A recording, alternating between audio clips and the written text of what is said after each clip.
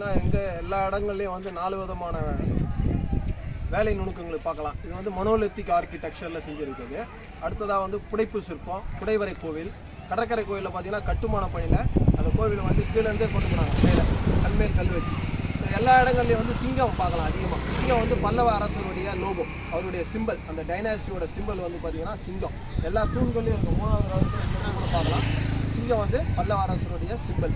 So இந்த சிற்பங்கள் எல்லாம் செய்யறதுக்கு ரொம்ப ரொம்ப ரொம்ப ஆர்வம் அதிகமாகவும் ஊக்கமாக இருந்ததும் நரசிம்மவர்ம பல்லவரை சொல்லலாம். நரசிம்மவர்ம பல்லவருக்கு வந்து சிறு வயசுலேருந்தே இந்த கலையிலையும் இந்த சிற்பங்களில் மல்யுத்தம் இதெல்லாம் வந்து ரொம்ப ஆர்வம் அதிகம். அவர் தான் சிற்பங்களை செய்ய ஆரம்பித்தது. தலைமை சிற்பியாக வந்து ஆயன் சிற்பி அவருடைய தலைமையில் அந்த குழு இங்கே வந்து இந்த சிற்பங்களை எல்லாம் செஞ்சுருக்காங்க. வர சுற்றுலா பயணிகள் ரொம்ப வியப்புக்கூடிய விஷயமா என்ன கருதுறாங்கன்னா, இவ்வளோ நுணுக்கங்களாக அப்போ அந்த சிற்பிகள் எல்லாம் அடிமையாக வேலை செய்யலை அப்படின்றது இதுலேருந்து முடியுது.